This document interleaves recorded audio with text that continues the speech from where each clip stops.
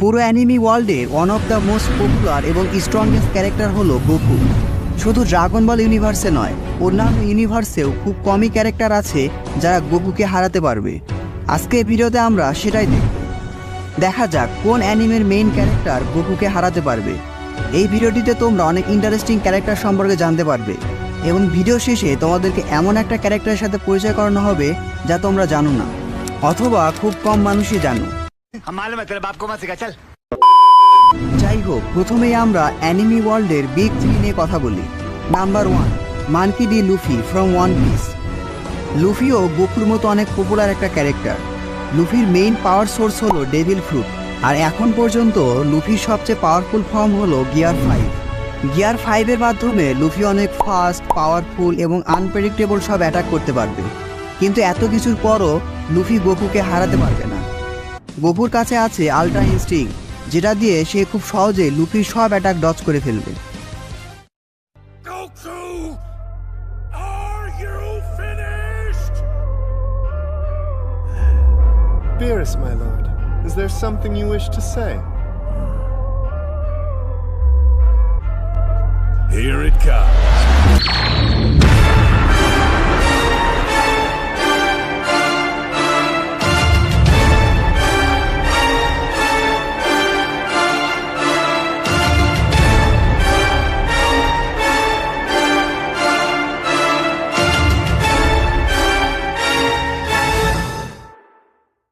Number 2, Naruto from Naruto universe. Naruto আমার অনেক favourite একটা ক্যারেক্টার, কিন্তু নারুতো ইউনিভার্সের মধ্যে নারুতো অনেক পাওয়ারফুল হলেও সে গোকুকে হারাতে পারবে না। নারুতো তার স্ট্রংগেস্ট ফর্ম ব্যারিয়ন মোডে কিছুক্ষণের জন্য গোকুর সাথে হাড্ডাহাড্ডি লড়াই অবশ্যই করতে পারবে, কিন্তু তোমরা সবাই জানো ব্যারিয়ন মোড খুব টেম্পোরারি। সময়ের সাথে সাথে গোকু নারুতোর ব্যারিয়ন মোডকেও হারিয়ে দিবে। Number 3, Ichigo Kurosaki from Bleach. যে অ্যানিমে পুরো পৃথিবী জুড়ে তার পাওয়ার এবং অ্যাবিলিটির ভ্যারিয়েশনের জন্য ফেমাস। 乗り越えてきたんだからな!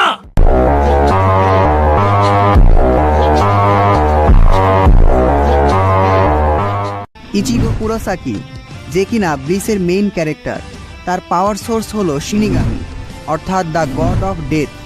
যারা ব্লিচ দেখনি তাদের জন্য এটা অনেকটা ডেথ নোট অ্যানিমের শিনিগামি রিউকের মতো পাওয়ার।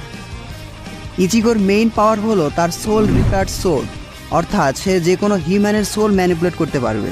এটা একটা গড লেভেলের পাওয়ার, আর গোকু খুব সহজেই তার সাইয়েন পাওয়ার দিয়ে ইচিগোকে হারিয়ে দিবে। এখন ভিডিওটি আরও ইন্টারেস্টিং হতে চলেছে, সো ডোন্ট স্কিপ। এবার অন্যান্য পপুলার অ্যানিমের মেইন ক্যারেক্টারের সাথে কম্পেয়ার করা যাক, দেখা যাক কে গোকুকে হারাতে পারবে। Number 4, Tanjiro from Demon Slayer. Demon Slayer universe আসলে ড্রাগন বল ইউনিভার্সের তুলনায় অনেক উইক। এর মেইন ক্যারেক্টার তানজিরোর মেইন পাওয়ার সোর্স হলো ব্রিদিং স্টাইল, যেটার মাধ্যমে সে বিভিন্ন পাওয়ারফুল ডেমনকে হারাতে পারবে। কিন্তু গোকু তার বেস ফর্ম দিয়েই তানজিরোকে কয়েক সেকেন্ডের মধ্যে হারিয়ে দিবে, সো তানজিরো কোনোভাবেই গোকুকে হারাতে পারবে না। Number 5, Yuji Itadori from Jujutsu Kaisen. গোকুর এগেনস্টে ইউজি ইতাদোরি জেতার কোনো সম্ভাবনাই নেই, এমনকি গোজো আর সুকুনা মিলেও গোকুকে হারাতে পারবে না।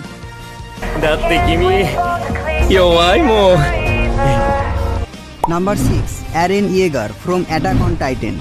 পুরো অ্যাটাক অন টাইটেন অ্যানিমে সব টাইটেন মিলেও গোকুকে হারাতে পারবে না, so sorry AOT fan, Eren has no chance against Goku.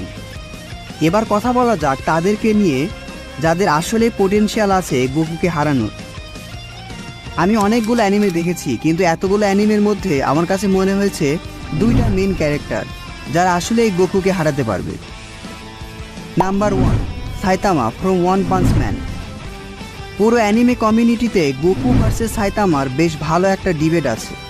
এই ভিডিওটিতে তোমাদের সব ডিবেট ক্লিয়ার করার চেষ্টা করব। 100 push-ups, 100 sit-ups,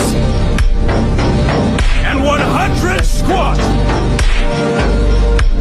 and a 10-kilometer run. Do it every single day.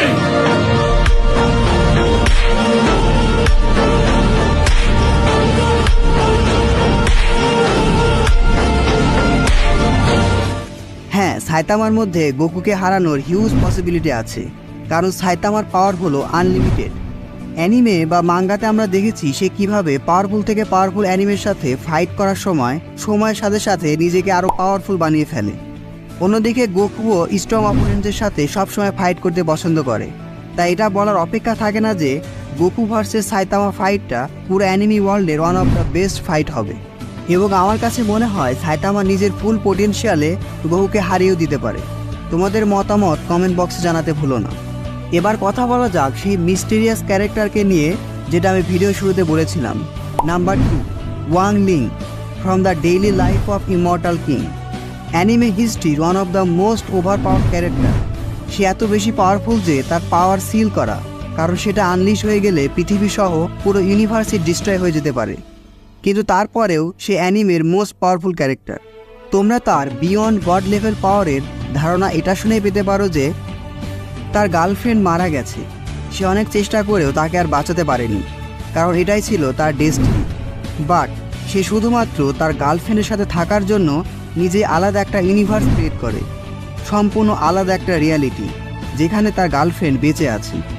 So এমন গড লেভেল ক্যারেক্টার গোকুকে অবশ্যই হারাতে পারবে, কারণ তার পাওয়ার হলো অ্যাবসলিউট উইল, অর্থাৎ হি ইজ দ্য গড। সে যেটা ইচ্ছা করবে সেটাই হবে। So Goku versus Wang Ling ফাইটে গোকু হেরে যাবে। যাই হোক, আশা করি ভিডিওটি তোমাদের অনেক ভালো লেগেছে। এই ভিডিওটিতে এখনই একটা লাইক দিয়ে চ্যানেলটি সাবস্ক্রাইব করে ফেলো। See you in next video.